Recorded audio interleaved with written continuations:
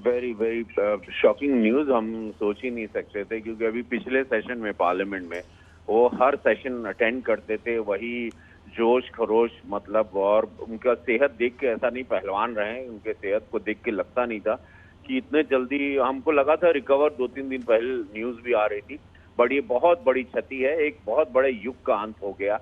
एक ऐसे नेता, चूंकि हम लोग उत्तर प्रदेश, हम लोग गांव देहात से हैं, तो इनके बारे में, इनके कार्यों के बारे में, इनके समाज के प्रति प्रेम के बारे में, समाजवादी सोच के बारे में हम लोग हमेशा प्रभावित रहे। एक बहुत बड़े नेता, बहुत बड़े समाजवादी पार्टी के लीडर रहे, जो इंटरनेशनली नेशनली भी बहुत ख्याति इन्होंने प्राप्त की थी, केंद्र में जब ये मंत्री भी रहे। तो आज ये बहुत बड़ा, और मैं अखिलेश जी और परिवार के लिए बहुत फील कर रहा हूँ, because he was very close to his father.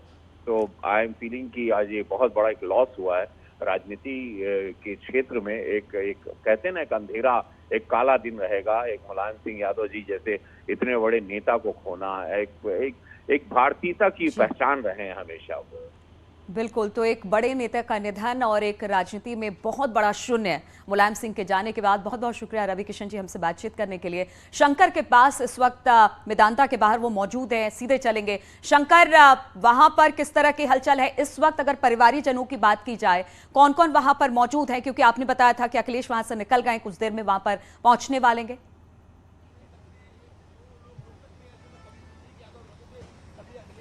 ठीक अभी से 2 मिनट पहले अखिलेश यादव मेदांता अस्पताल में पहुंच चुके हैं। अखिलेश यादव यहां पे पहुंचने के बाद उनके चेहरे के जो एक भाव, जो कहा जा सकता है बेहद मायूस लग रहे थे। और जिस तरह से उनके पिता, एक कहा जा सकता है कि उनके पिता की जाने की जैसे ही खबर मिली, वो अपने घर से तकरीबन 8:30 बजे अपने घर से निकले। और इस वक्त में वो अभी अपने पिता का जो एक कहा जा सकता है कि उनका पार्थिव शरीर जो है उनको अब देखने के लिए और तमाम जो यहाँ पर अस्पताल की जो औपचारिकताओं को पूरा करने के लिए यहाँ पर अस्पताल पहुंचे हैं। कहा जा सकता है कि अब अखिलेश यादव पहुंचे हैं। अखिलेश यादव के साथ में राखी उनकी कार में और कौन कौन थे वो देखना नामुमकिन था, लेकिन अब तमाम जो नेता हैं, तमाम जो कार्यकर्ता हैं, वो अब यहाँ पे पहुंचना शुरू हो गए हैं। यहाँ पर देखा जा सकता है पीछे जो काफी जो भीड़ जो है, अब लोग धीरे धीरे आना स्टार्ट हो गया है। और काफी जो आसपास में जो लोग यहाँ पे रुके हुए थे वो अब यहाँ पे पहुंच रहे हैं।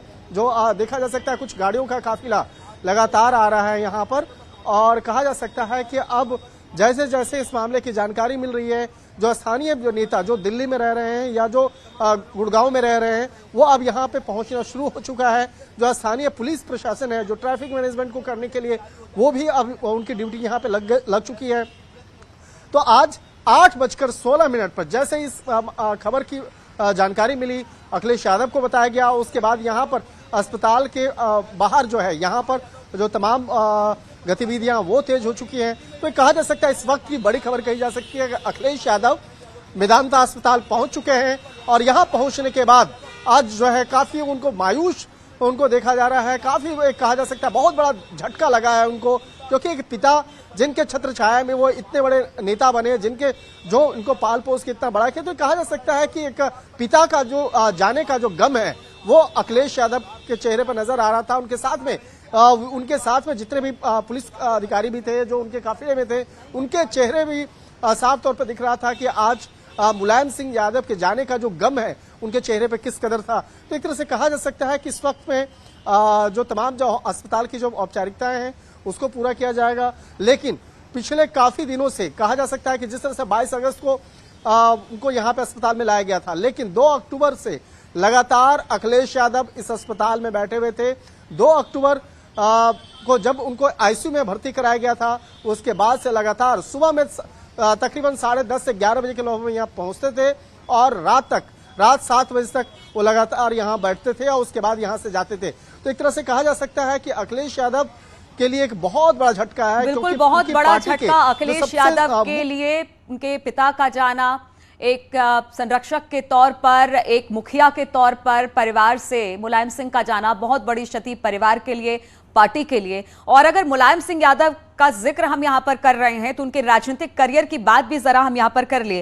राजनीति के दांव पेच उन्होंने 60 के दशक में राम मनोहर लोहिया और चरण सिंह से सीखा, जो कि कह सकते हैं कि उन्हीं के आदर्श को लेकर वो लगातार आगे बढ़ते रहे।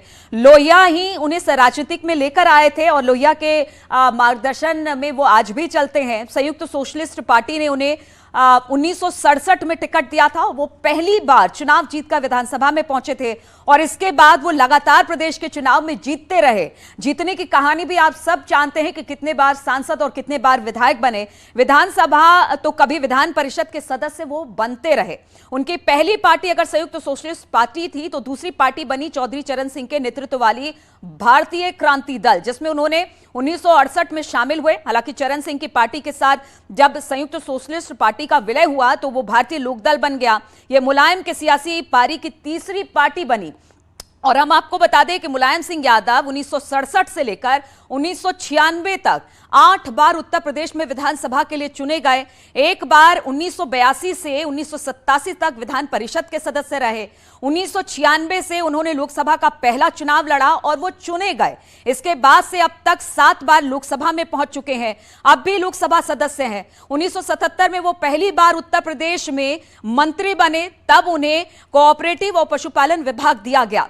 1980 की बात की जाए तो लोकदल का अध्यक्ष पद संभाला। 1985 से 87 में उत्तर प्रदेश में जनता के अध्यक्ष रहे। पहली बार 1989 में उत्तर प्रदेश के मुख्यमंत्री बने। 1993 से 1995 में दूसरी बार मुख्यमंत्री बने। तो आप देख सकते हैं कि कितना लंबा चौड़ा कार्यकाल उनका रहा। और 2003 में तीसरी बार सीएम बने और 4 साल तक गद्दी पर रहे। 1996 में जब देवगौड़ा सरकार बनी तब मुलायम उसमें रक्षा मंत्री भी रहे। तो ऐसा था मुख्यमंत्री। और कह सकते हैं कि मुलायम सिंह यादव जो पूर्व मुख्यमंत्री उत्तर प्रदेश है, उनका राजनीतिक करियर रहा। इतना लंबा राजनीतिक करियर और एक सादगी भरा जीवन मुलायम सिंह ने हमेशा जिया। एक पहलवान के तौर पर, एक किसान के तौर पर, एक नेता के तौर पर वो सबके चहेते बने रहे। और अंतिम समय में भी जब वो अस्पताल में भर्ती थे तो लोगों का आना अस्पताल में लगातार जारी था, दुआओं का दौर लगातार जारी था। अगर डॉक्टर एक तरफ मशक्कत कर रहे थे उन्हें बचाने की, तो दूसरी तरफ दुआओं में उन्हें किसी तरह से कोशिश यही की जा रही थी कि दुआएं उन्हें लगे और वो बिल्कुल ठीक हो जाएं। लेकिन ऐसा हुआ नहीं। आज सुबह अब से कुछ देर पहले खबर आई कि अब मुलायम सिंह यादव नहीं रहे और इसके बाद शोक की लहर दौड़ गई। हमारे साथ अलाउद्दीन भी जुड़े हुए हैं। अलाउद्दीन, अगर लखनऊ की बात की जाए, जिस गली में, जिस जगह पर आप खड़े हैं, वहां मुलायम ने सालों साल राजनीति की, अभी वहां पर क्या देख पा रहे हैं आप?